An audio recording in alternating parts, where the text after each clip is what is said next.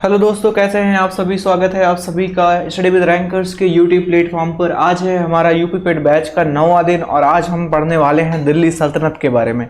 तो मैंने बेसिकली दिल्ली सल्तनत को दो पार्ट्स में डिवाइड कर दिया, क्योंकि एक वीडियो में देखिए कवर हमको सब कुछ करना था एग्जाम के पॉइंट ऑफ व्यू से जो भी इंपॉर्टेंट है।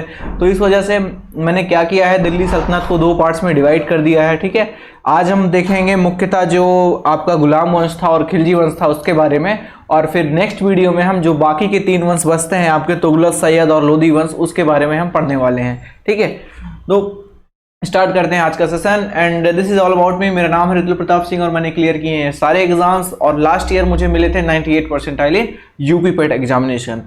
एंड अगर आप किसी भी एग्जाम की प्रिपरेशन कर रहे हैं तो आप टेक्स्ट बुक पे अगर कोई टेस्ट का पास परचेज करना चाहते हैं तो यूज करिए आप मेरा कोड MT8573 और आपको मिल सकता है 25% तक का डिस्काउंट। ठीक है, तो स्टार्ट करते हैं आज का सेशन। देखिए दिल्ली सल्तनत, तो मैंने आपको बताया जैसे कि लास्ट सेशन में मैंने आपको एक बात बताई थी कि पृथ्वीराज चौहान और मोहम्मद गोरी के बीच में दो युद्ध होते हैं, तराइन का प्रथम युद्ध और तराइन का द्वितीय युद्ध। तो तराइन का जो द्वितीय युद्ध होता है वो भारत के इतिहास के निर्णायक युद्धों में से एक माना जाता है और इसे भारतीय इतिहास में एक नए युग की नींव रखता है ये युद्ध, और इससे भारत में तुर्क सत्ता लगभग स्थापित कर देता है। कौन? तराइन का द्वितीय युद्ध। और तराइन के द्वितीय युद्ध के बाद मोहम्मद गोरी ने दिल्ली और अजमेर पर कब्जा कर लिया और भारत में मुस्लिम साम्राज्य की नींव डाल देता है। और उसके बाद ये क्या करता है, चंदावर के युद्ध में मोहम्मद गोरी ने जयचंद को भी हरा देता है।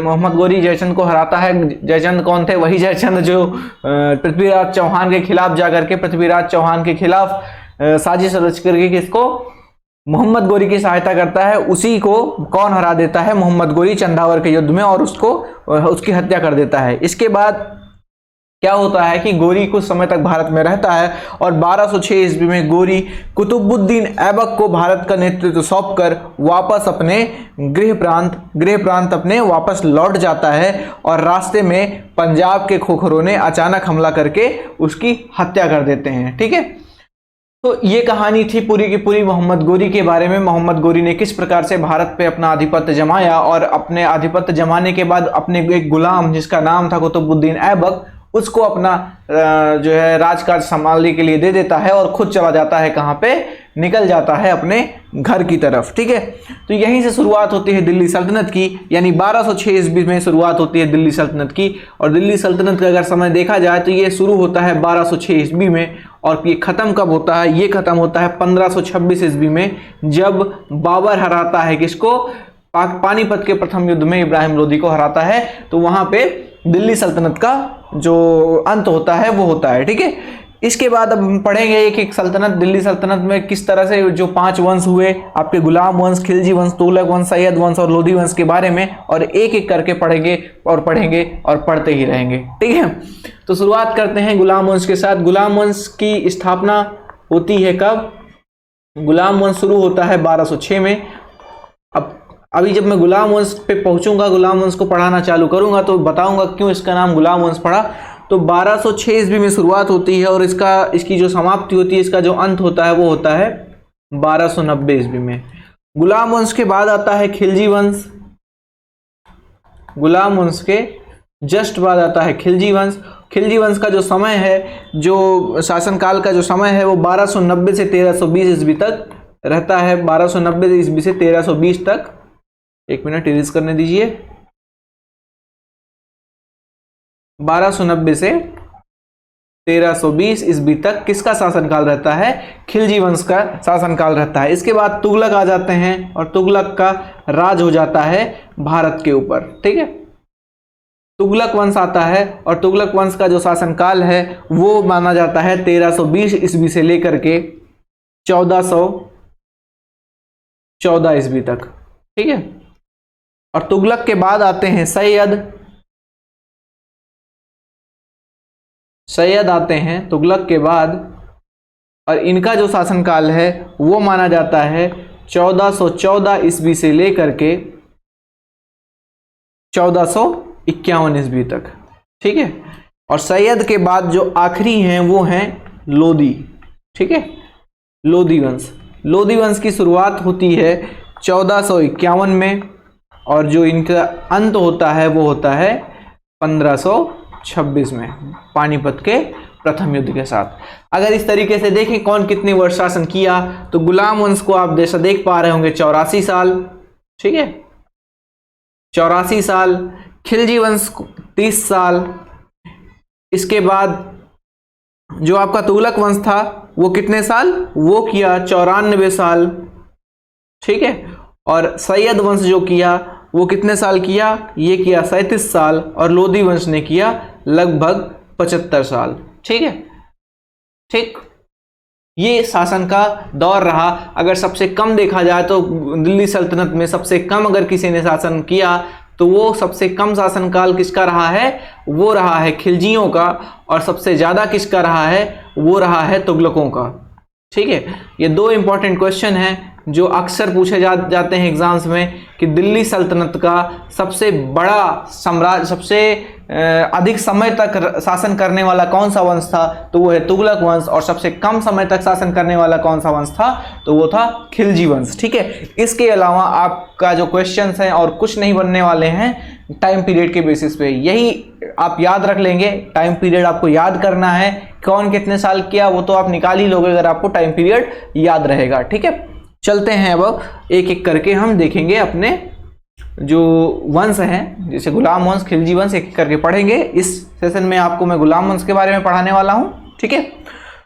तो कुतुबुद्दीन ऐबक के बारे में मैंने बताया कि कुतुबुद्दीन ऐबक किसका गुलाम था, ये था मोहम्मद गोरी का एक गुलाम। और मोहम्मद गोरी का एक गुलाम था और जो बाद में क्या हुआ, सेनानायक बन गया। और ये प्रथम स्वतंत्र मुस्लिम शासक था भारत का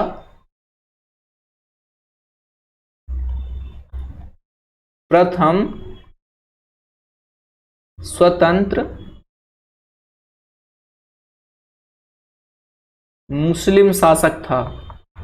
कौन, कुतुबुद्दीन ऐबक। और ये गुलाम किसका था, ये गुलाम था मोहम्मद गोरी का, मोहम्मद गोरी का गुलाम था, ठीक है। और इसी वजह से इस जो वंश है, इस वंश का नाम पड़ा गुलाम वंश, ठीक है। और इसकी राजधानी हुआ करती थी, कुतुबुद्दीन ऐबक की राजधानी हुआ करती थी लाहौर, ठीक है। ध्यान में रखिएगा इसको, कुतुबुद्दीन ऐबक की लाहौर क्या थी, राजधानी थी। इसके अलावा कुतुबुद्दीन ऐबक ने कुतुब मीनार का निर्माण कार्य शुरू करवाया, कुतुब मीनार का निर्माण कार्य, ठीक है। कुतुबुद्दीन से कुतुब मीनार आप याद कर सकते हैं। कुतुब मीनार का निर्माण कार्य क्या हुआ, गलत हो गया क्या, अच्छा ठीक है, अब सही है, निर्माण कार्य, हाँ अब तो सही है ना। निर्माण कार्य प्रारंभ करवाया, मतलब खत्म किसी और ने करवाया है, इसने प्रारंभ करवाया था। जब इसकी मृत्यु होती है तब कुतुब मीनार का निर्माण पूरा नहीं हुआ था, ठीक है। और जो कुतुब मीनार का जो नाम है वो प्रसिद्ध सूफी संत हुआ करते थे ख्वाजा कुतुबुद्दीन बख्तियार काकी, और उसी के नाम पर रखा गया इस कुतुब मीनार का नाम, ठीक है। याद रखिएगा, कुतुब मीनार का नाम कुतुबुद्दीन ऐबक के ऊपर नहीं रखा गया। कुतुबुद्दीन से आप याद कर सकते भले हो कि कुतुबुद्दीन ऐबक ने कुतुब मीनार का निर्माण कार्य शुरू करवाया था, लेकिन कुतुब मीनार जो है वो बना किसके नाम पे था, तो वो बना था ख्वाजा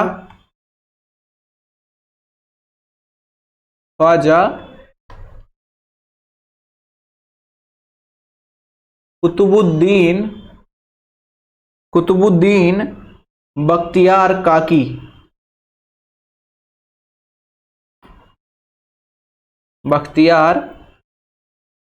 ठीक है। कुछ ख्वाजा कुतुबुद्दीन बख्तियार काकी के जो नाम पर इसका नाम रखा गया था। और कुतुबुद्दीन ऐबक ने ही भारत की पहली मस्जिद, प्रथम मस्जिद किसने बनवाई, वो बनवाई कुतुबुद्दीन ऐबक ने, और उसका नाम था कुव्वत उल इस्लाम। किसका नाम था, ये नाम था कुव्वत उल इस्लाम, ये नाम था किसका, ये नाम था भारत की प्रथम मस्जिद का, जिसका निर्माण किसने करवाया? जिसका निर्माण करवाया था कुतुबुद्दीन ऐबक ने। ठीक है, इसके अलावा ये है कहां पे कुव्वतुल इस्लाम? ये है दिल्ली के अंदर। ठीक है, दिल्ली के अंदर। इसके अलावा 2.5 दिन का झोपड़ा भी किसने बनवाया? 2.5 दिन का झोपड़ा, 2.5 दिन का झोपड़ा इसको बनवाया कुतुबुद्दीन ऐबक ने। और ये कहां पे स्थित है? ये स्थित है अजमेर में। ठीक है, ठीक, ये स्थित है अब अजमेर में। और कुतुबुद्दीन ऐबक को अपनी उदारता के कारण इसको एक नाम से पुकारा जाता था, जिसका नाम था लख बख्श। ठीक है, देखता हूं अगर आगे एक स्लाइड ले लेता हूं, वहां पे करता हूं, ये तो पूरी हो चुकी है। ठीक है, देखिए स्लाइड चेंज होने में थोड़ा टाइम लगता है। क्या करोगे आप? 10 सेकंड वीडियो स्किप करोगे और फिर देखोगे। अच्छा, जगह नहीं है क्या यहाँ पे? भी इसी में करना पड़ेगा। चलिए करते हैं। इसको अपनी उदारता के कारण एक नाम दिया जाता था, लख बख्श के नाम से बुलाया जाता था, लख बख्श। ठीक है, ध्यान रखिएगा यार, इसको अपने नोट्स में लिख लीजिएगा अच्छे से। हाँ, ये मैं ऐसे रिटर्न नोट्स आपको दे भी दूंगा टेलीग्राम ग्रुप पे, बट यार टेलीग्राम ग्रुप कौन सा है? हाँ, बहुत सारे बच्चे पूछ रहे थे। ये है अपना टेलीग्राम ग्रुप यार, हर स्लाइड में तो दिखता है, स्टडी विद रैंकर के नाम से सर्च करोगे तो मिल जाएगा। लख बख्श भी किसको बोला जाता था? कुतुबुद्दीन ऐबक को बोला जाता था। और इसकी जो मृत्यु होती है, कुतुबुद्दीन ऐबक की मृत्यु होती है, वो होती है चौगान खेलते समय। चौगान बोले तो आज के टाइम पे पोलो खेलते समय घोड़े से गिर करके मृत्यु हो गई। मृत्यु कैसे हुई? चौगान, या फिर इसी को कह दें तो पोलो। ठीक है, पोलो खेलते समय।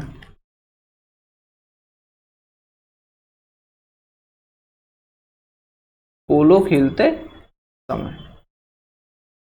ठीक है, इस तरीके से कुछ कुतुबुद्दीन ऐबक की मृत्यु हो जाती है। ठीक है, अब अच्छा, पोलो का जो शुरुआत की वो तुर्कों ने की। याद रखिएगा, भारत में पोलो की शुरुआत किसने की थी? वो तुर्कों ने की थी। ठीक है, आपको याद रहना चाहिए, कुतुबुद्दीन ऐबक की मृत्यु चौगान खेलते समय हुई थी। और ये वो चौगान था जिसकी शुरुआत भारत में किसने की थी? भारत में की थी शुरुआत इसकी तुर्कों ने। अब हमारा जो अगला राजा है तुर्क वंश का, सॉरी गुलाम वंश का, उसका नाम है इल्तुतमिश, जिसका शासनकाल देखा जाए तो 1210 ईस्वी से लेकर के 1236 ईस्वी तक माना जाता है। ठीक है, 1210 ईस्वी से लेकर के 1236 ईस्वी तक माना जाता है। देखिए, ऐसा नहीं है कि जैसे ही मृत्यु होती है कुतुबुद्दीन ऐबक की तो शासक बन जाता है इल्तुतमिश। नहीं, कुतुबुद्दीन ऐबक की मृत्यु के बाद उसका पुत्र जो था, कुतुबुद्दीन ऐबक का पुत्र आराम शाह गद्दी पर बैठता है। आराम शाह गद्दी पे बैठता है, लेकिन आराम शाह क्योंकि एक अयोग्य शासक था, इसलिए कुतुबुद्दीन का जो गुलाम था, गुलाम के साथ साथ दामाद भी था इल्तुतमिश, उसने क्या किया? आराम शाह की हत्या कर देता है और खुद दिल्ली सल्तनत पे बैठ जाता है। ठीक है, तो यहां पे मैं लिख देता हूं, इल्तुतमिश क्या था?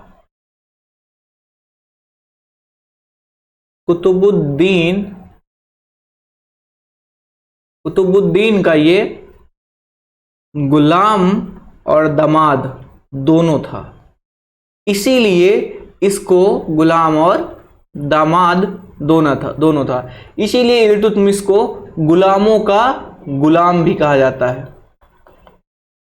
गुलामों का गुलाम। ठीक है, आराम शाह की मृत्यु के बाद आराम शाह को हटा करके कौन बैठ जाता है? इल्तुतमिश बैठ जाता है गद्दी पे। और इल्तुतमिश को दिल्ली सल्तनत का वास्तविक संस्थापक माना जाता है। दिल्ली सल्तनत का वास्तविक संस्थापक अगर आपसे पूछा जाए तो वो आपका कुतुबुद्दीन ऐबक ना होकर के कौन है? वो है इल्तुतमिश। ठीक है, दिल्ली सल्तनत का वास्तविक संस्थापक माना जाता है इसको।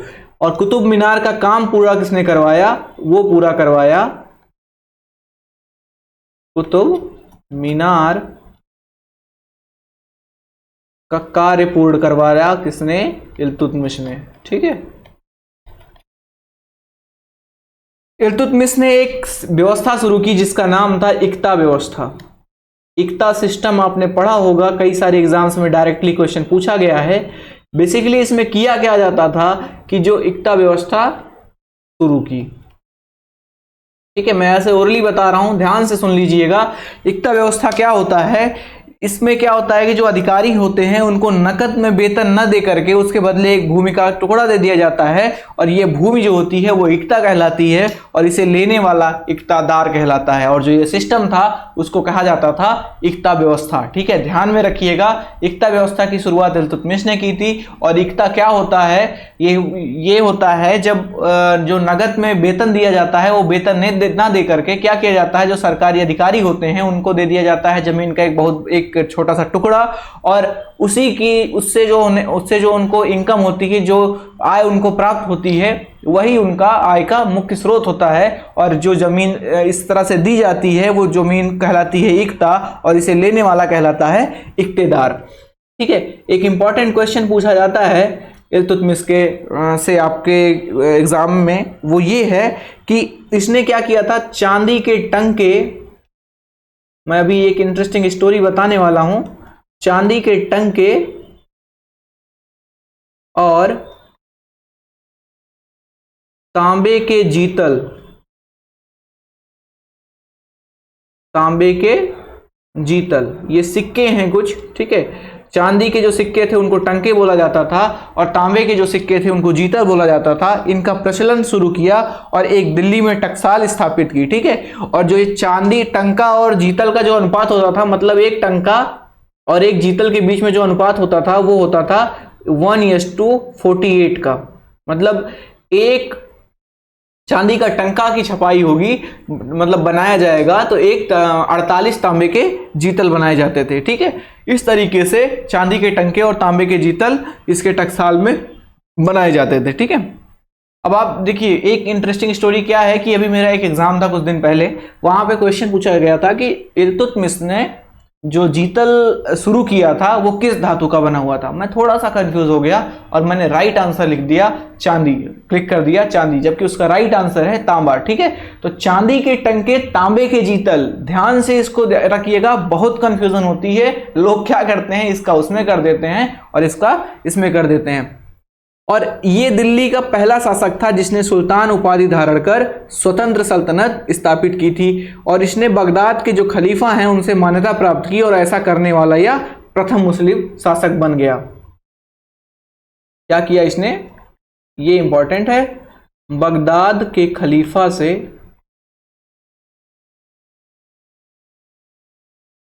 देखिए यहां पे ये खलीफा है, ध्यान रखिएगा यार, बगदाद के खलीफा से मान्यता प्राप्त करने वाला प्रथम मुस्लिम शासक, मान्यता प्राप्त करने वाला प्रथम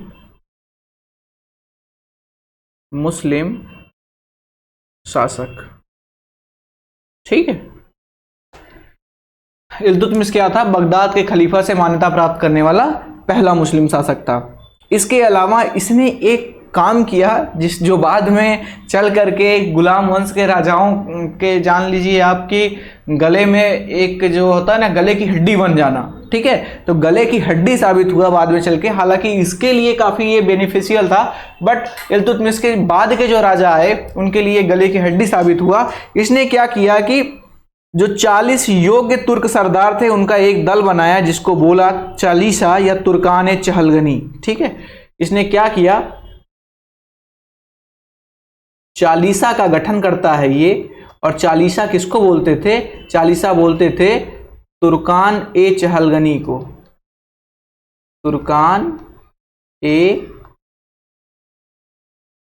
चहलगनी, इसको दूसरा नाम क्या था, तुर्कान ए चहलगनी। और इसमें क्या थे, इसमें थे 40 योग्य तुर्क सरदार।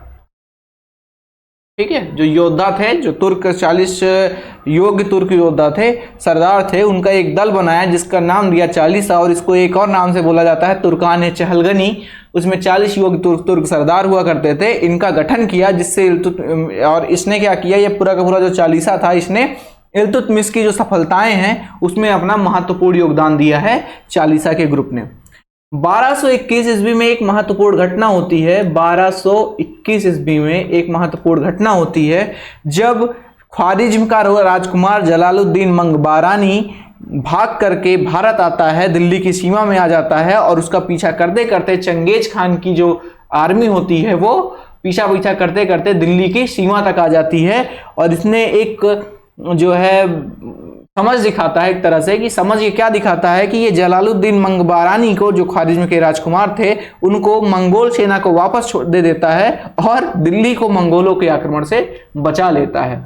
ठीक है, 1221 में मंगोलों के आक्रमण से बचाता है। किस तरीके से बचाता है वो मैंने बता दिया है, कहानी याद रखिएगा आप।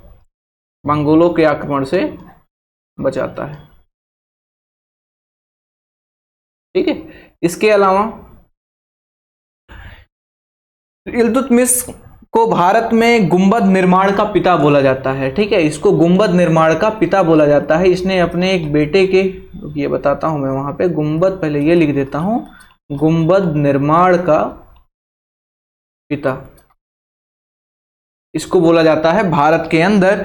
इसने अपने पुत्र नासिरुद्दीन महमूद की कब्र पर सुल्तानगढ़ी नामक मकबरे का निर्माण करवाया और वहीं से इसको गुंबद निर्माण का पिता बोला जाने लगा। ठीक है, इल्तुतमिश ने रजिया को अपना उत्तराधिकारी घोषित कर दिया था क्योंकि उसके सभी के सभी पुत्र क्या थे, अयोग्य थे।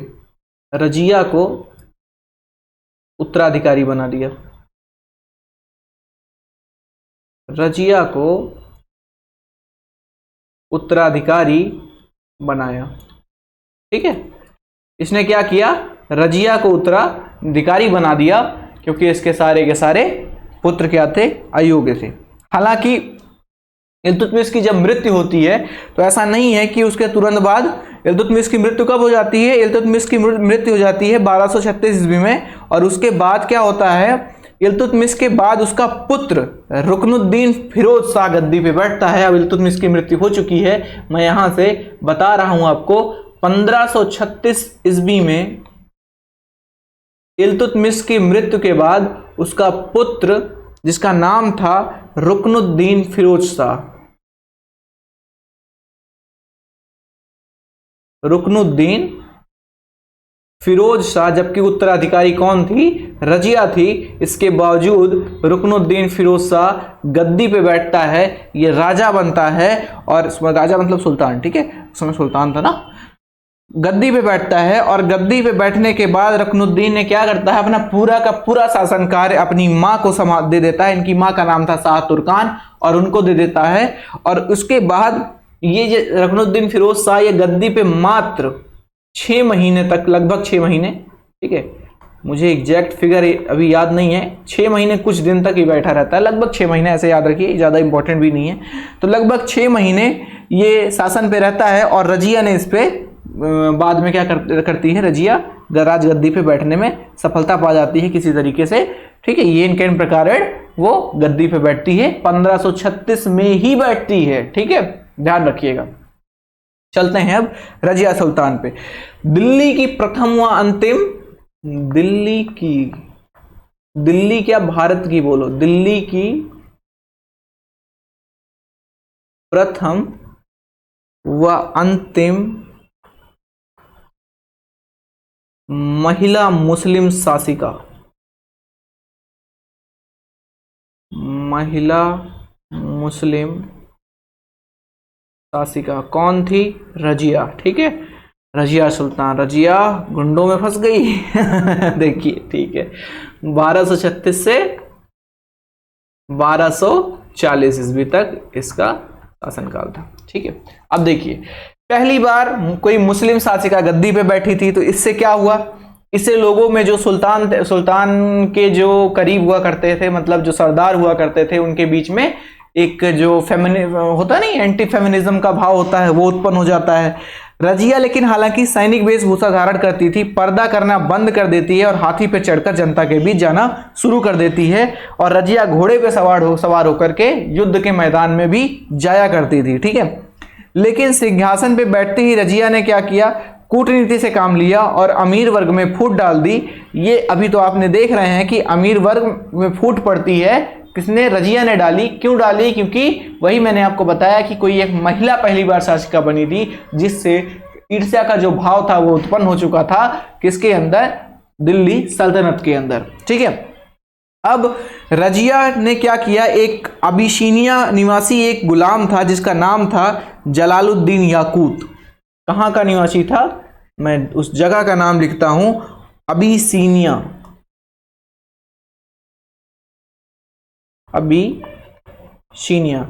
अबिसीनिया जो आज देखा जाए तो इथियोपिया में है, ठीक है, अफ्रीका में है। यहां का एक गुलाम था, अबिसीनिया का गुलाम था जिसका नाम था जलालुद्दीन याकूत।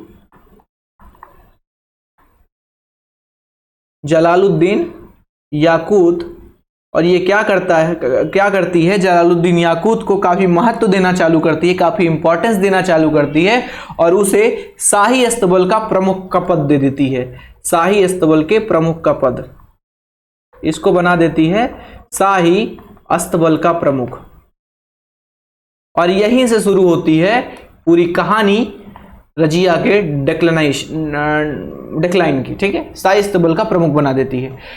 अब इससे क्या होता है कि जो अमीर वर्ग होता है वो नाराज हो जाता है और भटिंडा के सूबेदार हुआ करते थे अल्तुनिया, जिन्होंने विद्रोह करके याकूत की हत्या कर देता है और रजिया को बंदी बना लेता है, ठीक है। कि कौन, किसका, उसका क्या नाम था, भटिंडा का सूबेदार, भटिंडा का सूबेदार था जिसका नाम था भटिंडा सूबेदार, जिसका नाम क्या था, जिसका नाम था अल्तुनिया। और अल्तुनिया क्या करता है, जलालुद्दीन याकूत की कर देता है हत्या और रजिया को बना लेता है, हत्या करके रजिया को बना लेता है बंदी, ठीक है। और यहां पे रजिया करती हैं अपना गेम स्टार्ट और रजिया कर लेती हैं इसके बाद अल्तुनिया के साथ शादी। इनका हो जाता है विवाह, ठीक है, इनका विवाह हो जाता है। और इल्तुतमिश का एक पुत्र था, एक पुत्र तो आपको पता था रुकनुद्दीन फिरोज शाह, जिसका इल्तुतमिश का एक और पुत्र था बहराम शाह। इसी बीच वो क्या करता है, जब इसको बंदी बनाया जाता है रजिया को, तो वो सत्ता हथिया लेता है और भटिंडा से दिल्ली लौटते समय अल्तुनिया व रजिया को हराकर उनका वध कर देता है। कौन, जिसका नाम था बहराम शाह, ठीक है।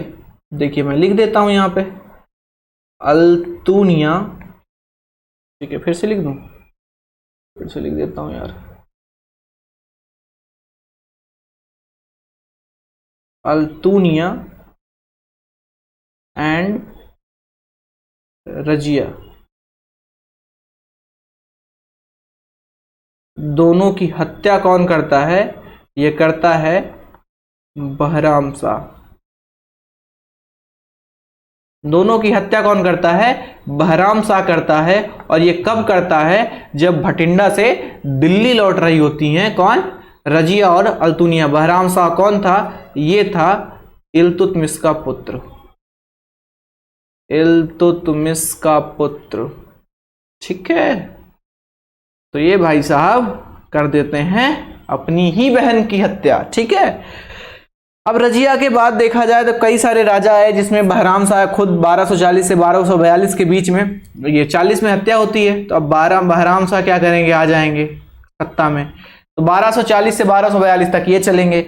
इनके बाद मसूद शाह आते हैं 1242 से 1246 ईस्वी तक। और लास्ट में आते हैं नासिरुद्दीन मोहम्मद, जिसने राज किया 1246 से लेकर के 1266 तक। लेकिन ये सब के सब अयोग्य थे, ये सब के सब नकारे थे, ठीक है। अब नासिरुद्दीन महमूद जो था वो नाम मात्र का शासक हो चुका था, 20 सालों तक इसने राज किया। लेकिन नासिरुद्दीन महमूद जो था, उसकी जो सत्ता चलाता था, वो सत्ता कौन चलाते थे, वो चलाते थे चालीसा दल। और चालीसा दल का उस समय नेता हुआ करता था कौन, बलबन इसीलिए नासिरुद्दीन महमूद ने क्या किया कि बलबन को अपने जो शासन है उसका बागडोर संभाल देता है और खुद जो है राजा के पद से इस्तीफा दे देता है, फिर कुछ भी कर लीजिए, ठीक है, राजा का पद त्याग देते हैं, ऐसी चीजें, ठीक है।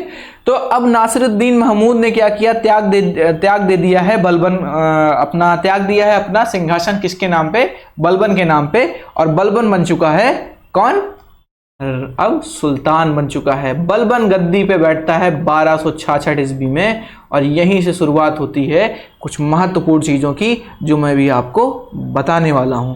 1266 ईस्वी में बैठता है और 1266 से 1286 ईस्वी तक इसका शासनकाल होता है, ठीक है। अब देखिए, ये चालीसा का जो था, चालीसा का क्या था, ये नेता था एक तरह से समझिए, ठीक है। चालीसा दल का नेता था कौन, बलबन। चालीसा दल का नेता था कौन, बलबन भाई साहब, ठीक है। इसके अलावा इसका जो पूरा नाम था वो था गयासुद्दीन बलबन। एक मिनट,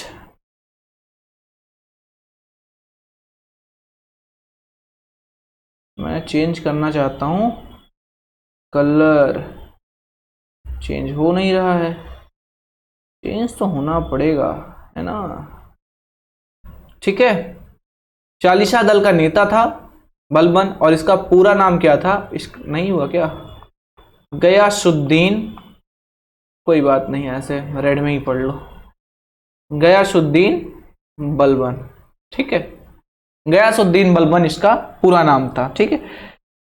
और इसको जो इसके पहले के सुल्तान थे नासिरुद्दीन महमूद, इसने उलूग खान की उपाधि भी दी थी, ठीक है। उलूग खान कहीं पे लिखा गया, मिल गया आपको, तो उसका मतलब भी बलबन ही है, ध्यान में रखिएगा। उलूग खान की उपाधि इसको मिली थी, ठीक है। इसके अलावा अब बलबन के बारे में जानते हैं।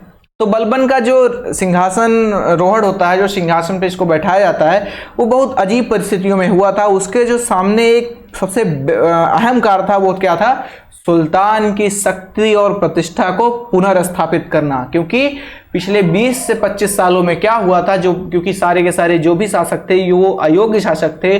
चालीसा देखा जाए तो बैकडोर से चालीसा ही पूरा राजकाज देखता था। तो इस वजह से जो सुल्तान की प्रतिष्ठा थी, जो सुल्तान का डर था, वो लोगों के बीच से खत्म हो चुका था। तो उसको सबसे पहले स्थापित करना, भय और सम्मान की भावना को फिर से जागृत करना, ये बलबन का सबसे पहला काम था। और बलबन ने अपने विरोधियों की समाप्ति के लिए एक नीति चालू करता है जिसको बोलते हैं लौह एवं रक्त की नीति। ये कौन स्टार्ट करता है, लौह एवं रक्त की नीति, वो स्टार्ट करता है बलबन। लौह एवं रक्त की नीति स्टार्ट करता है बलबन। इसका मतलब होता है खून के बदले खून, ठीक है, कुछ ऐसा होता है। इसका अनुपालन करता है, इसको पालन करता है। और बलबन ने गद्दी पे बैठते ही चालीसा को कर देता है समाप्त, क्योंकि ये चालीसा का सदस्य था, चालीसा का नेता था, और इसको पता था कि चालीसा उसके लिए कितना बड़ा खतरा साबित हो सकता है। तो चालीसा को इसने समाप्त कर दिया, ठीक है, चालीसा को समाप्त कर दिया। और इल्तुतमिश के सब परिवार के जितने भी सदस्य थे सबको मरवा दिया, किसी को भी नहीं छोड़ा, ठीक है। अब इसके बाद बलबन जो था वो राजा को पृथ्वी पर ईश्वर का प्रतिनिधि बताता था, यानी कि नियाबत एक खुदाई, ठीक है। अपने आप को ये नियाबत एक अलग ही फैशन में जी रहे थे भाई साहब। नियाबत ए खुदाई, खुदाई का मतलब वो खुदाई नहीं जो आप सोच रहे हैं, ठीक है, अच्छी खुदाई, खुदा से बना है खुदाई, ठीक है। तो नियाबत खुदाई, इसका मतलब होता है ईश्वर का प्रतिनिधि, ठीक है, प्रतिनिधि। नियाबत खुदाई और जिल्ले इलाही, इन दो नामों से बुलवाता था लोगों से। वो अपने आप को जिल्ले इलाही, जिल्ले ए इलाही, ठीक है, कुछ ऐसा लिखा जाएगा, जिल्ले इलाही, नियाबत खुदाई, इन दो नामों से खुद को बुलाता था, ठीक है। सुल्तान की प्रतिष्ठा बढ़ाने के लिए इसने दरबार में दो चीजें की शुरुआत की। एक का नाम है सिजदा, सिजदा या सजदा, आपको कुछ भी कहीं कहीं पे सजदा मिलता है, कहीं कहीं पे सिजदा मिलता है। सिजदा और पायबोस, ये दो प्रथा है जिसकी शुरुआत किसने की? बलबन ने की। सिजदा का मतलब क्या होता है? ये दरबार में उसके सामने किया जाता था। सिजदा क्या होता था? घुटने के बल बैठ के सुल्तान के सामने सिर झुकाना। मैं लिख दूं? चलो लिख देता हूं। घुटने के बल बैठकर, घुटने के बल बैठकर सुल्तान के सामने सिर झुकाना, सिर झुकाना। ठीक है, हो सकता है झुकाना का बड़ा आपको ना दिख रहा हो समझ लीजिएगा यार। ठीक है, तो घुटने के बल बैठ के सुल्तान के सामने सिर झुकाना को कहते थे सिजदा, और पेट के बल लेटकर सुल्तान के पैरों को चूमना कहा जाता था पाय बोस। ठीक है, क्या बोलते थे? पेट के बल लेटकर, पेट के बल लेटकर क्या करें? क्या करते थे? क्या करते थे? पेट के बल लेटकर सुल्तान के पैर को चूमा जाता था। चार टुकारते अलग लेवल पे होती थी जी, आज के समय में तो कुछ नहीं है। पेट के बल लेटकर सुल्तान के पैरों को चूमना। कृपया इसको जो मैं भी बोला हूं इसको रिकॉर्ड में रखा जाए, है ना? असंसदीय शब्द है ना? चलो ठीक है, रिकॉर्ड में तो रहेगा ही रहेगा। पेट के बल लेटकर सुल्तान के पैरों को चूमना, इस प्रथा को क्या कहते थे? पायबोस कहते थे। ये दो प्रथा किसने शुरू की? बलबन ने शुरू की। इसका जो शुरू करने का उद्देश्य था वो क्या था? वो था सुल्तान की प्रतिष्ठा को बढ़ाना। ठीक है, और इसने एक सक्षम गुप्तचर, मतलब पूरा का पूरा एक रॉ बना के रखे थे भाई साहब, अपनी CIA बना के रखते थे। ठीक है, तो एक खुफिया विभाग की स्थापना की ताकि उसके पूरे साम्राज्य की उसको खबर रहे, और गुप्तचर अधिकारी को ये बरीद कहा जाता था, और बरीद मुमलिक गुप्तचर विभाग था। तो जो गुप्तचर थे, गुप्तचर को बोला जाता था बरीद। ठीक है, और बरीद हर जगह ऐसे ए करके लिखा जाता है ना, बरीद मुमलिक। बरीद मुमलिक ये क्या था? ये विभाग था गुप्तचर का। इसको बोलते थे, गुप्तचर विभाग को बोलते थे बरीद मुमलिक। ठीक है, इसके अलावा बलबन ने वित्त विभाग को सैन्य विभाग से अलग करके क्या किया? जो सैन्य विभाग है उसकी स्थापना की। तो वो शायद इंपॉर्टेंट नहीं है, ठीक है, ऐसे सुन लीजिए, बस वो इंपॉर्टेंट है। अच्छा, बलबन की एक और बात थी, ना तो वो स्वयं हंसता था दरबार में, और ना ही किसी को इसकी छूट देता था। दरबार में एकदम शांत होकर के, सीरियस होकर के बैठता था, और दरबार में केवल वजीर ही एक आदमी था जो उससे बात कर सकता था। ठीक है, अब मंगोलों के साथ एक लड़ाई होती है जिसमें इसके सबसे बड़े और योग्य पुत्र शहजादे मोहम्मद की मौत हो जाती है। मंगोलों की लड़ाई में, मंगोलों की लड़ाई में बड़े पुत्र शहजादे मोहम्मद की मौत हो जाती है, और भाई साहब पुत्र वियोग में, शहजादे मोहम्मद की मौत के दुख में इनके प्राण पखेरु उड़ जाते हैं। प्राण क्या करते हैं? ऐसे पक्षी बन के उड़ जाते हैं। ठीक है ठीक है, मतलब ठीक है, ऐसे यार देख लीजिए यार, ठीक है कुछ भी लिख दिया, ठीक है, होता रहता है, बीच बीच में ऐसे कर लेना चाहिए। तो मंगोलों की लड़ाई में इनके बड़े पुत्र शहजादे मोहम्मद की मौत के दुख में ये क्या करते हैं? अपने प्राण त्याग देते हैं। आघात पहुंचता है भाई साहब को, और बीमार होकर के इनकी मृत्यु हो जाती है। बलबन की मृत्यु के बाद, क्योंकि अब शहजादे मोहम्मद की तो डेथ हो गई थी, तो इसका पौत्र कैकूबाद गद्दी पे बैठता है। अब बलबन की मृत्यु हो चुकी है, अब मृत्यु के बाद इसका पौत्र जिसका नाम था कैकूबाद। ठीक है, कैकुबाद क्या करता है, गद्दी पे बैठता है, लेकिन ये क्या था, बहुत विलासी और कामुक प्रभाव का व्यक्ति था। हाँ, बड़े घर का बेटा है कैकुबाद, ठीक है। और जिसके परिणाम स्वरूप क्या होता है, पूरा का पूरा प्रशासन, संपूर्ण प्रशासन अराजकता में ग्रस्त हो जाता है। और इसके बाद अमीरों का एक गुट का एक नेता था जिसका नाम था मलिक फिरोज। ध्यान रखिएगा, मलिक फिरोज ये कौन है अभी बताऊंगा मैं। एक अमीरों के गुट का नेता था जिसका नाम था मलिक फिरोज। ये आदमी इस आदमी की कर देता है हत्या, और हत्या करके गुलाम वंश की कर देता है कहानी खत्म। और यही मलिक फिरोज बाद में जलालुद्दीन खिलजी कहलाता है, और इसने ही खिलजी वंश की स्थापना की थी। जलालुद्दीन खिलजी भाई साहब ने काम तमाम कर दिया, ठीक है। जलालुद्दीन खिलजी ने कैकुबाद की हत्या की तथा राजगद्दी पे अपना अधिकार कर लिया और खिलजी वंश की स्थापना कर डाली। यही मलिक फिरोज बाद में जलालुद्दीन खिलजी बनता है ना। चलते हैं अब शुरू करते हैं भैया खिलजी वंश, जिसमें सबसे पहले हैं जलालुद्दीन फिरोज खिलजी। और इनका टाइम पीरियड अगर देखा जाए तो बहुत ज़्यादा टाइम नहीं राज किया है, 1290 ईस्वी से लेकर के 1296 है शायद, हाँ 96 ही है, हाँ 6 साल ही तो था। जलालुद्दीन फिरोज खिलजी ने 1290 से 1296 ईस्वी तक राज किया। कोई इतना बड़ा काम किया नहीं जो बताने लायक हो, ठीक है। बस इतना जानिए कि हिंदू जनता के प्रति काफी उदार स्वभाव था इनका, हिंदू के प्रति उदार थे भाई साहब, इतना जान लीजिए। इसके अलावा जानने लायक कुछ है नहीं, ठीक है। अब जलालुद्दीन फिरोज खिलजी का एक भतीजा था जिसका नाम था अलाउद्दीन, ठीक है। और अलाउद्दीन ने देवगिरी के यादव राजा रामचंद्र देव पर आक्रमण किया बिना सुल्तान जलालुद्दीन फिरोज खिलजी को बताए हुए, और वहां से उसको हरा करके ढेर सारा धन अर्जित करता है। और धन अर्जित करने के बाद अपने चाचा श्री यानी जलालुद्दीन फिरोज खिलजी की हत्या कर देता है और खुद बैठ जाता है गद्दी पे। अब पढ़ेंगे हम अलाउद्दीन खिलजी के बारे में। अब कुछ देर तक हम बस पढ़ते रहेंगे और सिर्फ पढ़ते रहेंगे, ठीक है।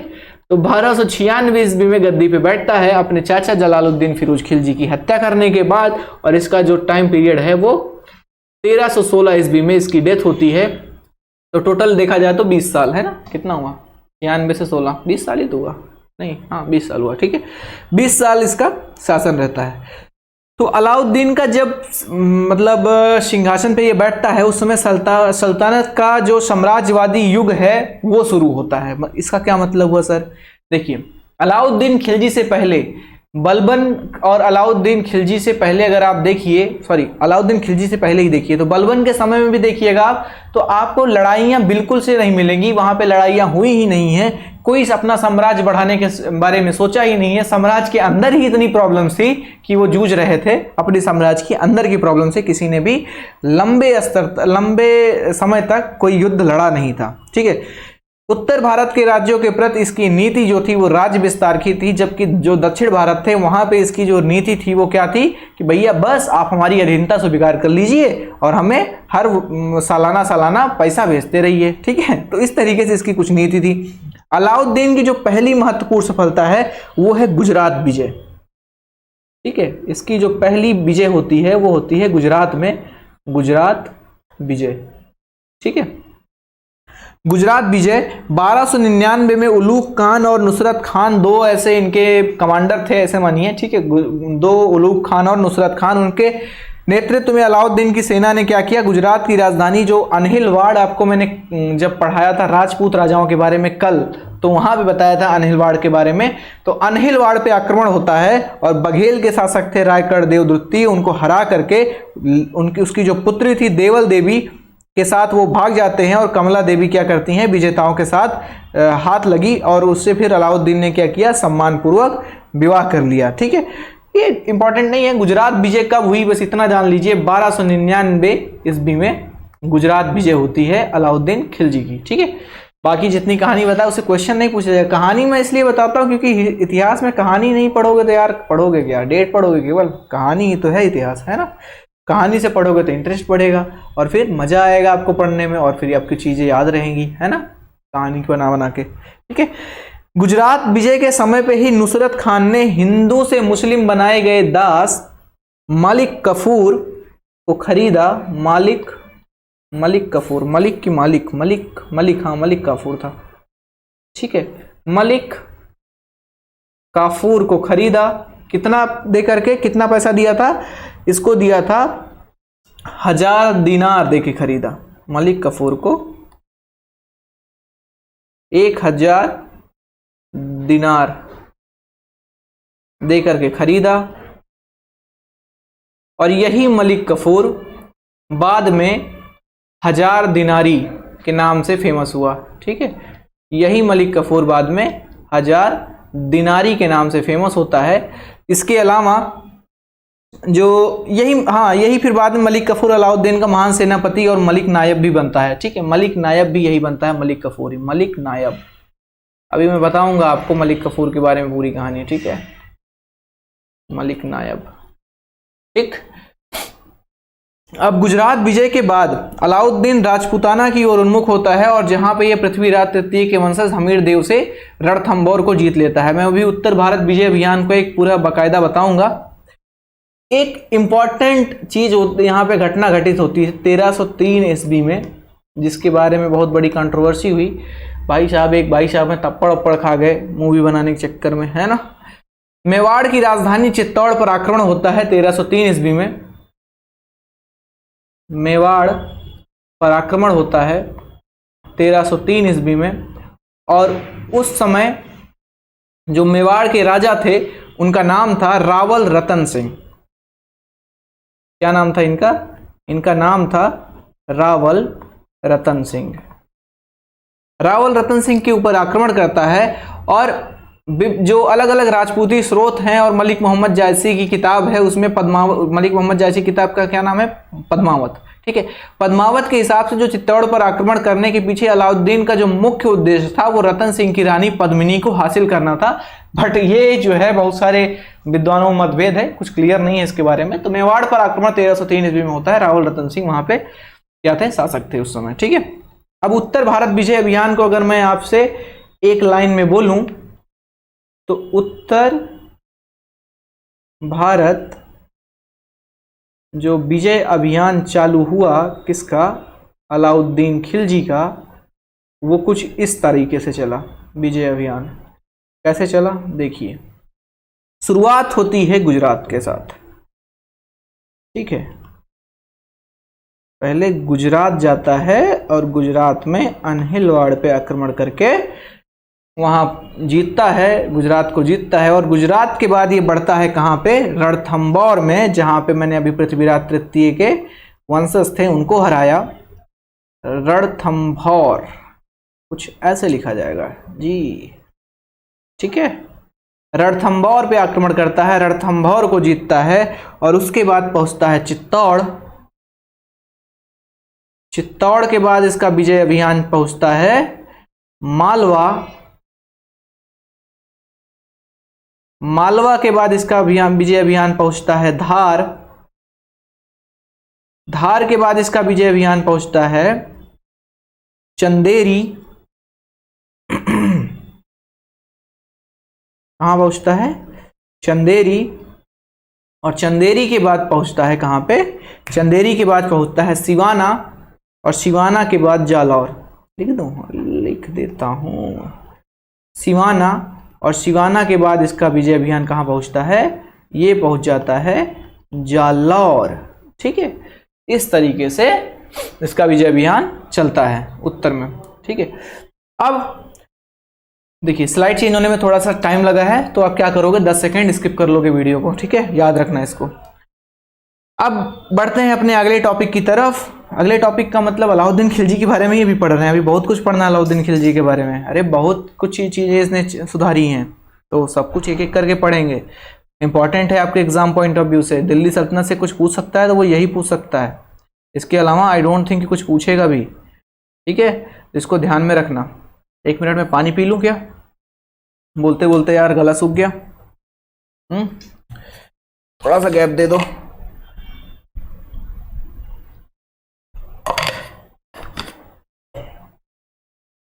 ठीक है। तो ये रहा इसका विजय पथ, उत्तर भारत विजय अभियान का। ठीक है, गुजरात, फिर से एक बार बैक करता हूँ। गुजरात से रणथंभौर से चित्तौड़ से मालवा, फिर जालौर, सिवाना, चंदेरी और सॉरी उल्टा बोल दिया क्या, ऐसा गुजरात, रणथंभौर, चित्तौड़, मालवा, धार, चंदेरी, सिवाना और जालौर। पूरा याद करने की जरूरत नहीं है आपको, मैं फिर से बता दे रहा हूँ कि आपको ये पता चले बैठ गए भैया याद करने, और गुजरात, रणथंभौर, चित्तौड़, मालवा, धार, चंदेरी, सिवाना, जालौर इतना याद करें, बस इतना याद रखिए। गुजरात विजय इंपॉर्टेंट है, चित्तौड़ विजय इंपॉर्टेंट है, रणथंभौर विजय इंपॉर्टेंट है। बाकी सब मैंने तो बस इसलिए बताया क्योंकि आपका सिलेबस मुझे अच्छे से कवर करना है ना, ऐसे नाम मात्र का तो कवर नहीं करना है, इस वजह से मैं इतना अच्छे से बता रहा हूँ, इतना चिल्ला करके समझा के बता रहा हूँ। ठीक है, अदरवाइज इतना मैं बताता नहीं हूँ। हाँ चलिए शुरू करते हैं अब आगे। तो अलाउद्दीन खिलजी, ये उत्तर भारत विजय अभियान हो गया। अलाउद्दीन खिलजी दिल्ली सल्तनत का पहला सुल्तान था जिसने दक्षिण भारत में विजय पताका फहराई। पहला सुल्तान जिसने दक्षिण भारत विजय की। ठीक है, पहला सुल्तान था जिसने दक्षिण भारत में अपनी विजय पताका फहराई। मलिक कफूर ने क्या किया, 1307 ईस्वी में सबसे पहले देवगिरी पर आक्रमण किया और वहां के यादव शासक रामचंद्र को पराजित किया, और इसके बाद काफूर ने तेलंगाना क्षेत्र के वारंगल में आक्रमण करता है और वहां पे भी उसको वारंगल क्षेत्र भी जीत लेता है। अब तेलंगाना अभियान में वहां का एक शासक था जिसका नाम था रुद्रदेव द्वितीय। ठीक है,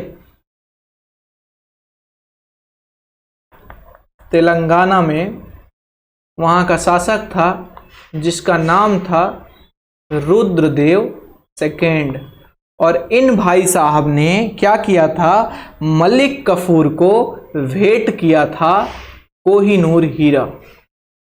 जो प्रसिद्ध कोहिनूर हीरा है, महारानी लेके गई, महारानी हीरा वापस दे दो। ठीक है, तो कोहिनूर हीरा रुद्रदेव सेकेंड ने भेंट किया कोहिनूर हीरा, किसको, ये किया मलिक कफूर को। कब, तेलंगाना विजय के उपलक्ष्य में। ठीक है, तेलंगाना जब अभियान चलाता है ये, तो उस समय में मलिक कफूर को भेंट किया था। अब कफूर का जो दक्षिण भारत विजय अभियान है, दक्षिण भारत अभियान है, अगर उसको हम एक लाइन में देखें तो दक्षिण भारत, अभी मैंने उत्तर भारत विजय अभियान पढ़ाया, अब दक्षिण भारत विजय अभियान।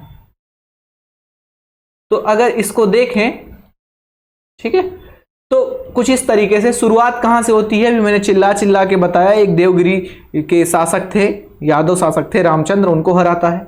तो सबसे पहले कहां से शुरुआत होती है, देवगिरी से शुरुआत होती है।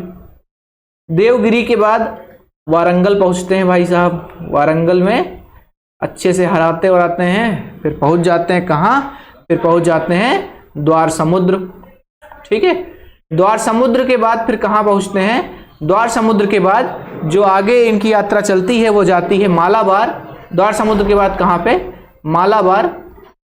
मालाबार में अपना विजय पताका फैलाते हैं, और मालाबार के बाद जो इनका जो विजय अभियान है वो कहां पहुंचता है, लास्ट में जाके मदुरै में। तो मदुरै कहां है आप अंदाजा लगा सकते हैं जी।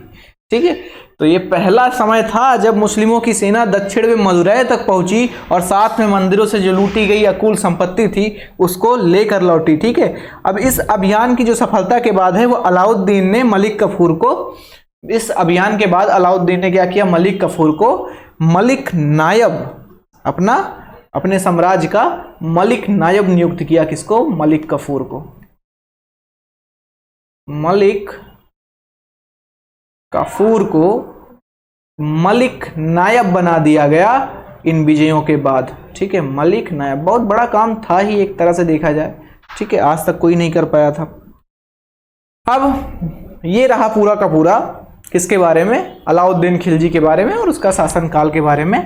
अब चलते हैं कुछ अलग अलग चीजें देखते हैं। राजस्व एवं लगान व्यवस्था कैसी थी, किसके समय में, अलाउद्दीन के समय में। अच्छा, एक इसके पहले एक चीज और समझ लीजिए कि जो अलाउद्दीन खिलजी था ना, ये दिल्ली सल्तनत का पहला शासक था जिसने अपनी राजनीति से धर्म को अलग करके रखा था। इसने डायरेक्टली मना कर दिया था कि मेरा अगर राजनीति में धर्म इंटरफेयर नहीं करेगा। इसने धार्मिक वर्गों को शासन में हस्तक्षेप बिल्कुल करने ही नहीं दिया और खलीफा से अपने सुल्तान के जो पद की स्वीकृति लेने की आवश्यकता वो समझी ही नहीं कि खलीफा से हम जाए सुल्तान पद की स्वीकृति लें।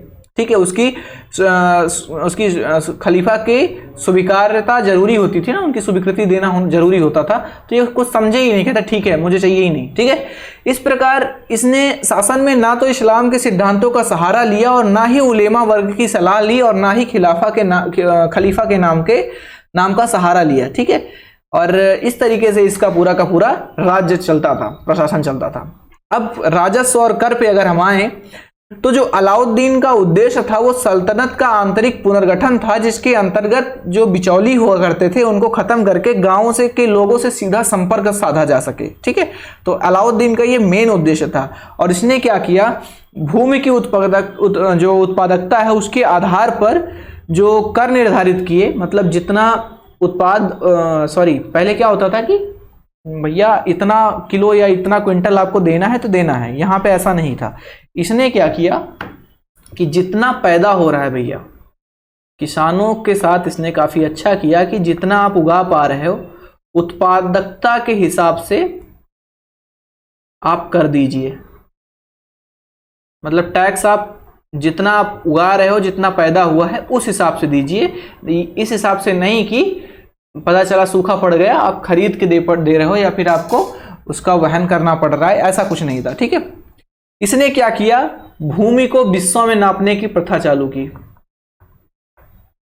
भूमि को बिस्वा में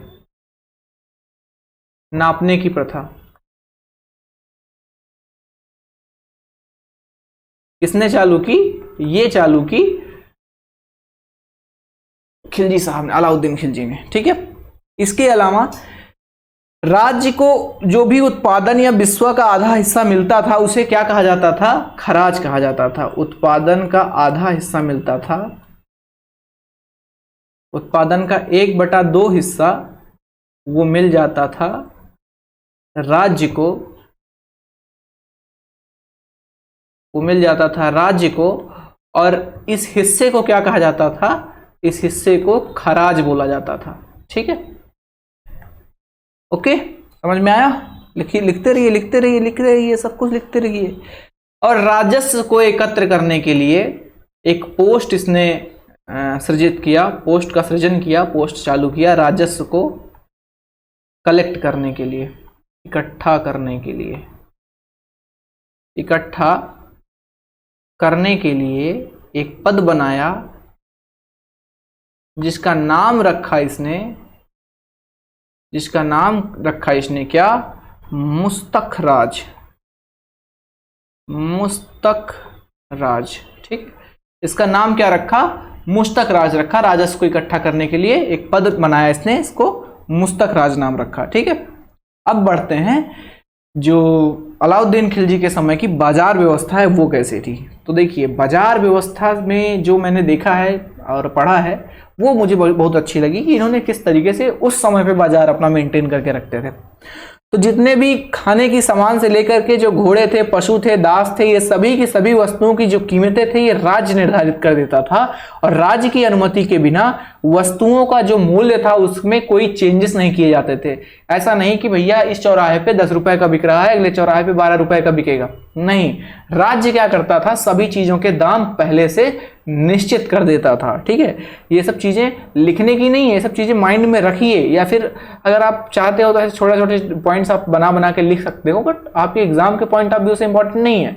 बट कहानी में समझेंगे तो आपको इंपॉर्टेंस समझ में आएगी, और कल को जब आप कोई बड़े एग्जाम में बैठेंगे तो वहां पे थोड़ा करने में इजी होता है, आप इजीली कर पाओगे, क्वेश्चन अटेम्प्ट कर पाओगे। ठीक है, धोखाधड़ी तथा कम तौलने के लिए बहुत कठोर दंड निर्धारित किए इसने कि कोई भी कम तौल रहा है, मान लीजिए 1 किलो है 900 ग्राम दे रहा है ना, तो उसके लिए कठोर दंड क्या किए थे, कठोर दंड का प्रावधान किया गया था।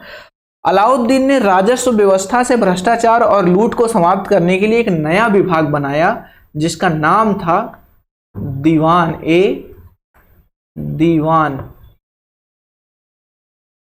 अरे फिर से लिख दूं? फिर से लिख दो यार, क्या फर्क पड़ता है। ठीक है, ऐसे ठीक है। दीवान ए मुस्तकराज, दीवान ए मुस्तकराज नाम के एक नए डिपार्टमेंट की स्थापना करता है, एक नए विभाग की स्थापना करता है, जिसका काम ही क्या होता था, जिसका काम होता था राजस्व व्यवस्था से भ्रष्टाचार को, राजस्व व्यवस्था से भ्रष्टाचार खत्म करना, भ्रष्टाचार को समाप्त करना, तथा जो लूट हो रही है, लूट को भी समाप्त करना। दीवान मुस्तकराज का यह काम हुआ करता था। इसके अलावा जो बाजार सुधारों के तहत अलाउद्दीन ने 4 बाजार स्थापित किए थे। 4 बाजार कौन कौन से थे? एक था अनाज मंडी, ठीक है, एक था अनाज मंडी, दूसरा था उत्पादित वस्तुओं का बाजार,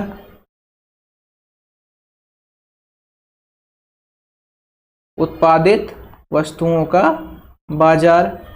इसके अलावा जो तीसरा था वो था दास मवेशी, मवेशी किसको बोलते हैं? सॉरी, मवेशी नहीं, मवेशी होगा,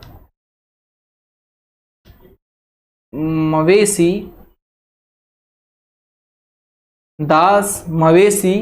और मवेशी के साथ साथ और एक उसमें और था कुछ, मवेशी में घोड़े नहीं आते ना, हाँ घोड़े, दास मवेशी और घोड़ों का बाजार, ठीक है। इसके अलावा जो लास्ट था वो था सामान्य वस्तुओं का बाजार। तो इस तरीके से 4 भागों में सामान्य वस्तुओं का बाजार, सामान्य वस्तुओं का बाजार। तो कुछ इस तरीके से देखा जाए तो डिवीजन हुआ था मार्केट के अंदर, ठीक है। और सभी व्यापारियों को सहना मंडी के दफ्तर में अपने को पंजीकृत कराना पड़ता था, और किसानों से गल्ला खरीद वही सकते थे जो केवल पंजीकृत व्यापारी हुआ करते थे। और ये सभी उपाय से इसने क्या किया, दिल्ली और आसपास के क्षेत्रों में लंबे समय तक कीमतें जो थी, उसके कीमतें किस चीज की, वस्तुओं की कीमतें थी, वो स्थिर रही, एक समान रही, और अलाउद्दीन के लिए कम खर्च में विशाल सेना रखना संभव हो सका। अदरवाइज क्या रख पाता क्या? बिल्कुल नहीं रख पाता, ठीक है। अब पढ़ते हैं अलाउद्दीन खिलजी के सैन्य व्यवस्था के बारे में, ठीक है। अलाउद्दीन ने क्या किया था, एक विशाल शक्तिशाली स्थायी सेना रखी हुई थी, स्थायी केंद्रीय सेना, ठीक है, रखी हुई थी। और ये कॉन्सेप्ट ये इसने कहां से चुराया था, कहां से लिया था? ये लिया था मंगोल पद्धति पे। उसकी सेना क्या थी? मंगोल पद्धति पे। मंगोल, जैसे मंगोलियंस अपनी सेना को दुरुस्त रखते थे, उस तरीके से ये भी अपने सैनिकों को संगठित करके रखता था, ठीक है। और अलाउद्दीन ऐसा पहला राजा था जो सैनिकों को नकद वेतन देना चालू किया सबसे पहले। सैनिकों को नकद की नकद होता है शायद, हाँ नकद होता है, नगद पढ़ते हैं हम, नगद वेतन देना शुरू किया सर्वप्रथम। ये इंपॉर्टेंट था ना, सर्वप्रथम, ये लिखना भूल गया था मैं, ठीक है। और इसने सबसे पहले घोड़ों को दागने की प्रथा, ये मोस्ट इंपॉर्टेंट है भैया, घोड़ों को दागने की प्रथा किसने चालू की? घोड़ों को दागने की प्रथा चालू की, दागने की प्रथा। और एक और है जिसका नाम है हुलिया प्रणाली, कि किसी सैनिक का हुलिया मतलब उसका पहनावा कैसा रहेगा, ठीक है, किस प्रकार के कपड़े पहनेंगे, किस प्रकार के जूते पहनेंगे, ये सब चीजें, ये दोनों की शुरुआत कौन करता है? अपने सैन्य व्यवस्था में किसने की शुरुआत की? ये शुरुआत की अलाउद्दीन खिलजी ने। अब बढ़ते हैं हम सांस्कृतिक योगदान की तरफ। कौन कौन से सांस्कृतिक योगदान इनके अलाउद्दीन खिलजी के भारत के इतिहास में हैं, जो देखे जाते हैं, ठीक है। स्लाइड चेंज होने में थोड़ा टाइम लग रहा है, तो क्या करोगे, स्किप करोगे, पहुंचोगे आप सीधा वहां पे। अब देखो इसने क्या किया है, हजारों स्तंभों वाला तिमंजिला राजभवन, हौज ए खास, ठीक है, हौज खास के बारे में जानते होंगे आप, जो दिल्ली वाले हैं, मतलब दिल्ली कभी गए हैं वो उनको तो पता ही होगा। हौज ए खास, हौज ए खास के अलावा सीरी नगर, पूरा का पूरा नगर, सीरी सिटी नहीं है, सीरी नगर, सीरी नगर के अलावा जमायत खाना मस्जिद, ये 3 चीजों का निर्माण करवाया। जमायत खाना मस्जिद का निर्माण कौन करवाया? का निर्माण करवाया अलाउद्दीन खिलजी साहब ने, ठीक है। इसके अलावा इसने 1311 ईस्वी में कुतुब मीनार के पास अलाई दरवाजा बनवाया, जिसमें हिंदू अलंकरण शैली का इस्तेमाल किया गया है। 1311 ईस्वी में अलाई दरवाजा बनवाया, अलाई दरवाजा बनवाया और इसमें हिंदू शैली का इस्तेमाल किया गया है। इतना ध्यान रखिएगा, अलंकरण शैली वगैरह याद करने में थोड़ा प्रॉब्लम होती है, ठीक है, तो मैंने डायरेक्ट लिख दिया है, ऐसे डायरेक्ट याद करो। बट याद रखिएगा यार, देखो याद रखिएगा, किसी भी तरीके से याद रखिएगा। इसके अलावा अलाउद्दीन खिलजी ने के दरबार में 2 लोग थे, एक का नाम था अमीर खुसरो और दूसरे का नाम था हसन दहलवी। ये 2 लोग थे जो प्रसिद्ध कवि हैं। एक थे अमीर खुसरो, अमीर, आप कह रहे हो सर ये कैसा अमीर लिख दिया आपने, पढ़ने में आ रहा है ना यार, बस खुश रहो, हैं, खुसरो खुसरो, अमीर खुसरो। और दूसरे कवि कौन थे? हसन दहलवी। इतना चल जाता है, इतना चला लिया करो भाई। हसन दहलवी। अमीर खुसरो को एक नाम दिया जाता है, देखा होगा आपने, इनको बोला जाता है तोता ए हिंद, तोता ए हिंद।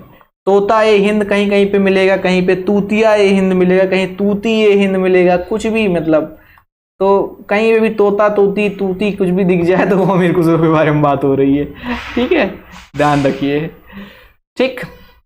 तो इनको अमीर खुसरो को दोनों नामों से बुलाया जाता है। अब इसके बाद इनका एक सेनापति था इनका, गाजी मलिक। गाजी मलिक द्वारा उत्तर पश्चिमी सीमा को मजबूती प्रदान कराई किसने? ये पूरे के पूरे अलाउद्दीन खिलजी के साम्राज्य को अपने सेनापति द्वारा क्या किया, इसने अपने साम्राज्य की जो उत्तर पश्चिम सीमा है उसको मजबूती प्रदान कराई। अलाउद्दीन के मृत्यु के बाद कुतुबुद्दीन मुबारक शाह खिलजी, नसरुद्दीन खुसरो शाह खिलजी, ये 2 लोग बैठते हैं गद्दी पे और लगभग 3-4 सालों तक इनका शासन चलता है। और लेकिन बाद में क्या करता है, गाजी मलिक ने अपनी योग्यता और शक्ति के बल पे सत्ता का अधिकार इनसे छीन लेता है और गाजी मलिक बन जाता है इसके बाद राजा, ठीक है। गाजी मलिक कौन है? कौन है गाजी मलिक? देखिए अगले एपिसोड में कौन था ये गाजी मलिक, कौन है ये गाजी मलिक जिसके बारे में बात हो रही है, कौन है भारत का अगला राजा जो 1320 ईस्वी में बैठा भारत के सिंहासन पे। देखने के लिए कल मिलते हैं, कल वाला एपिसोड देखना मत भूलिए। नेक्स्ट एपिसोड में मिलेंगे और वहां मैं बताऊंगा आपको कि कौन था ये गाजी मलिक, है ना। आई होप आपको वीडियो काफ़ी अच्छा लगा होगा, आप के सारे कॉन्सेप्ट्स क्लियर हो गए होंगे एंड वीडियो यार पसंद आया हो। बहुत मेहनत लग रही है, बहुत ज़्यादा मेहनत आप लोगों के लिए की जा रही है यार, और आप लोग मैं देख रहा हूँ कि व्यूज़ बहुत कम आ रहे हैं, ठीक है। शेयर वेयर करो यार, ठीक है, शेयर वेयर करो, चैनल सब्सक्राइब करवाओ, है ना, ताकि हमारा भी मोटिवेशन थोड़ा बढ़े, ऐसा ना हो कि भैया फिर बेमन के पढ़ा रहे हैं, है ना, व्यूज़ वगैरह नहीं आते, फिर पढ़ाने का मन नहीं करता है। बट मैंने स्टार्टिंग में बताया था कि पढ़ाऊंगा, मैं पूरा कोर्स कंप्लीट कराऊंगा, चाहे व्यूज़ 10 ही हैं, ठीक है। तो मैं अपने वर्ड्स पे से नहीं हटने वाला हूँ, कोर्स कंप्लीट होगा, बट फिर भी यार शेयर वेयर कर दिया करो। चलो ठीक है, ख़त्म करते हैं and thank you and please share this video with your friends and God bless you all.